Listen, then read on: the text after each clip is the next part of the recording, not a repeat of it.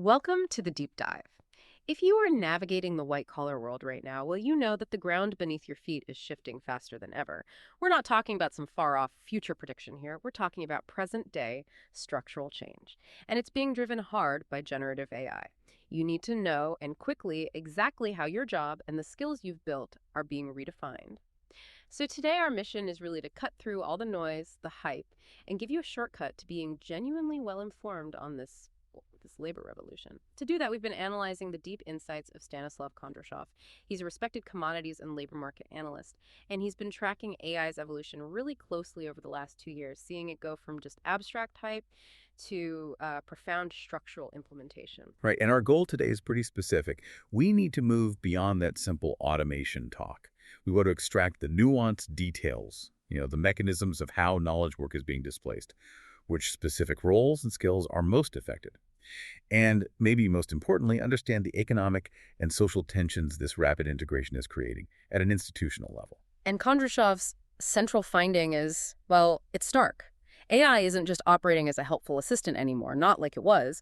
It's now actively starting to absorb and even replace core tasks, tasks that once required years of specific, often high-cost training and experience. That changes everything.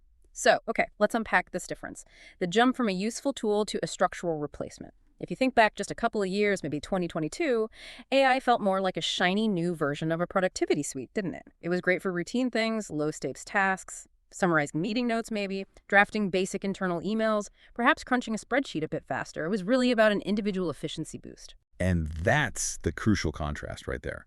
That phase was all about individual tool adoption, people choosing to use it. The significant and honestly slightly terrifying shift we're seeing now is driven by generative AI moving into structural implementation. This means the transformation isn't just about helping individuals anymore, it's focused on redesigning entire back-end workflows, entire business models, often without much human input, certainly not at the point of origin. So it's becoming embedded, irreversible. Yeah, irreversible integration into core systems. Think about it like this. In the past, maybe an analyst used AI to help write a section of a report. Now, the AI model might be plugged directly into the company's live data pipeline. You could be autonomously generating the first draft of the quarterly report, flagging anomalies, even creating supporting charts, all before a human analyst even opens the file. Wow, okay. And the sources, they lay out specific knowledge-based fields where this kind of wholesale redesign is already happening. Absolutely. We see radical shifts in areas like financial analysis. Complex modeling used to be a very specialized skill. Legal document review is another big one. Yeah. High-volume customer support that needs real-time information synthesis. Market research. Digital marketing content. So basically, if your job involves synthesizing, classifying, or summarizing large amounts of information, you're in this category. Definitely. And what's fascinating, Kondrashov notes, is how quickly the perception of AI has matured in boardrooms. Firms are no longer asking if they should integrate AI. The question now is how fast can they integrate it?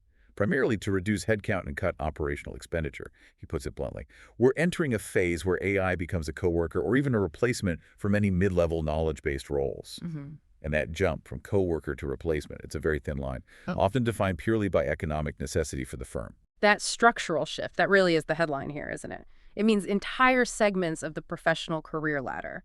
They're potentially being hollowed out from the middle. Okay, so if entire job profiles are being hollowed out, especially at the junior and mid-level, what does that actually mean for established career paths? We have to look at the immediate pressure points. Let's try and quantify the scale of this threat using the sources. Well, the quantification is pretty stark. The International Labor Organization, the ILO, they estimated that up to 0% of white-collar job functions in advanced economies could be partially automated using the generative AI tools that exist right now. Right now, not 10 years from now. Exactly. This isn't some future projection. It's based on current capability, what the tech can do today. Okay, let's get specific then. Kondrashov actually names roles that we traditionally thought of as safe, steady rungs on the corporate ladder. Who exactly is in the crosshairs here? And what's the specific way they're being replaced? Yeah, we can detail those. Take paralegals first, or junior financial analysts. These roles traditionally spent a huge amount of time on what you might call cognitive overhead, classifying thousands of documents, maybe cross-referencing legal precedents for hours, or constructing basic financial models, pulling data for quarterly reports. Generative AI is almost perfectly built to absorb that kind of high-volume, repetitive cognitive classification and analysis. It's what it does best. So it's not just the job title that's under threat, it's the actual work that built the foundational experience needed for promotion later on. I mean, if a junior analyst no longer has to build, say, 80% of the basic model because the AI does it instantly, where does that person learn the ropes? How do they develop that gut feeling? Precisely. That's a huge question. And we also see this pressure heavily on administrative assistants. Their roles often included scheduling complex meetings, drafting initial client communications, organizing travel tasks that are becoming highly automatable now, and of course, content creators. Copywriters too, especially those handling high-volume, fairly standardized digital marketing copy. The core skill being replaced there is efficient content synthesis and distribution at scale. It makes sense then, sadly, that the impact is showing up immediately in hiring patterns. The analysis notes that firms are actively freezing recruitment in certain departments. They're just stopping hiring and deploying AI tools to absorb that workload instead. But doesn't that feel a bit short-sighted? If companies cut off the junior pipeline entirely, where are they going to find the experienced senior talent 5 or 10 years from now? That raises a really critical point about the long-term health of these professions. You're right. But firms, especially leaner organizations like startups, they're prioritizing short-term financial efficiency. It's about the next quarter, maybe the next year. They view generative AI as this low-cost, high-output alternative to human talent. It looks great on the balance sheet right now. They are essentially trading away future mentorship, that deep institutional knowledge transfer, for immediate scalability and cost reduction. It's like they're actively betting that the AI tools will advance fast enough to cover the knowledge gap left by the missing junior staff. That's quite a gamble. It is. It's an accelerationist mindset, really. Yeah. And it puts immense pressure on those workers who remain. Okay, so if we accept that entire job functions are being fundamentally redefined, the burden of adaptation, it falls squarely on the individual worker, doesn't it? Kondrashov is crystal clear on the required response. He says, the future belongs to those who can adapt. Retraining isn't just a nice-to-have professional development opportunity anymore. It sounds like it's becoming the mandatory price of entry for continued relevance. Absolutely mandatory. And this demands widespread, deep AI literacy. We really need to stop thinking about this as some niche tech skill only coders need. It's rapidly becoming foundational. A bit like maybe spreadsheet literacy became essential back in the 1990s. You just had to know it. The sources really emphasize that this literacy is needed across every profession. Legal, financial, marketing, admin roles, it's everywhere. Okay, so let's define this new literacy a bit more. What specific skills must professionals actually acquire? It's got to be more than just knowing how to open a chatbot, right? Oh, definitely. The sources outline sort of 3 core areas where governments and private organizations are starting to invest in upskilling programs. First, data interpretation and analysis. This is crucial for verifying AI output. Checking for those hallucinations or just basic errors, essentially being the human check. Second, algorithm supervision. This is the more practical side, monitoring the AI for inherent bias, making sure the output meets regulatory compliance standards, and ultimately taking responsibility for the automated actions. The human becomes the quality control checkpoint, the one accountable. Right, makes sense. And the third skill, the one that gets a lot of hype, AI prompt engineering. That's not just about typing better questions, is it? It sounds more technical. It is. It's really about understanding how to structure complex, often multi-stage inputs or instructions to get a reliable, actionable, and consistent output from the AI model. Yeah. It moves from just having a conversation with the AI to giving it precise technical instructions. Exactly.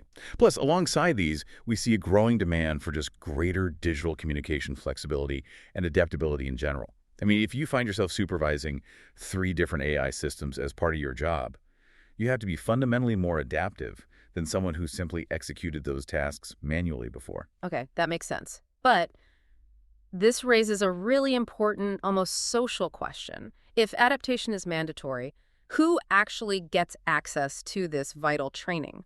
The analysis points out pretty clearly that access is severely uneven. Yeah, and this is the emerging social cost of this incredibly rapid transition. The biggest barriers seem to be faced by mid-career professionals, especially those perhaps in lower income regions or maybe developing economies. They often lack the necessary digital infrastructure to even access the training, or the funding for these large-scale, high-quality retraining programs just isn't there. It's insufficient. So the company makes a quick decision to adopt AI. Right, that decision can be instantaneous for the firm, but the worker's ability to retrain, that's slowed down by all these systemic barriers, cost, time, access. And that disparity, that growing gap between the tech-enabled elite who can adapt quickly and the, digitally marginalized majority, that's a recipe for social instability down the line. Let's pivot then to the institutional level. Because from the corporate perspective, the economic upside of this rapid AI adoption, well, it's immense. We can see that. We've seen improved margins reported, faster outputs across industries, much better scalability globally. For shareholders, this looks like a clear win for efficiency. Undeniably efficient. But this efficiency comes with a major structural warning sign attached. Kondrashov cautions that when you see productivity skyrocketing, but employment either stagnates or actually shrinks the situation, economists sometimes call jobless growth, you risk creating a profound structural imbalance. Essentially, the benefits of AI, the massive wealth being generated, gets concentrated among the owners of the technology, the capital owners, while the displacement risk, the cost of that transition, is externalized onto the workforce and wider society. Right, and this inherent tension, the corporate focus on maximizing economic efficiency versus the societal necessity of maintaining workforce resilience, keeping people employed and stable, that feels like the defining political and economic challenge of the next decade. If firms are laser-focused solely on immediate cost reduction, like cutting junior staff, as we discussed, how can society support those who are inevitably displaced? Where does that funding come from? And that's exactly why these policy discussions are escalating so quickly around the world.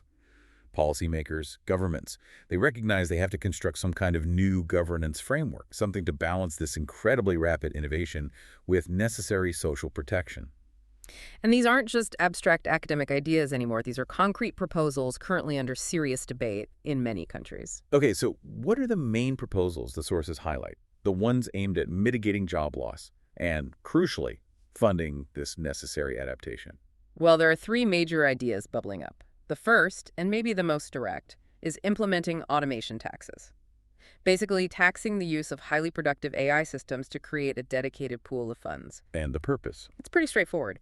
Use that money to offset the social cost of displacement. That could mean funding large-scale public retraining programs or perhaps supplementing lost wages for a period. The big political challenge, of course, is that corporations argue quite strongly that these kinds of taxes stifle innovation and harm domestic competitiveness. Right, the innovation argument. Okay, what's the second major idea? You mentioned universal basic income, UBI pilots. Yeah, UBI is often proposed as more of a fundamental safety net. The idea is guaranteeing a minimum standard of living for everyone, regardless of their employment status. This directly addresses the possibility that certain job functions might disappear entirely and just never come back, making traditional full employment potentially impossible for some segments. At the cost. Exactly. UBI is massively expensive and faces intense ideological resistance, often centered around concerns about work ethic and fiscal responsibility. It's a huge societal shift. Okay, and the third element involves regulation, specifically AI transparency laws. Yes, these laws are seen as vital for protecting workers, primarily by regulating algorithmic decision-making in the workplace.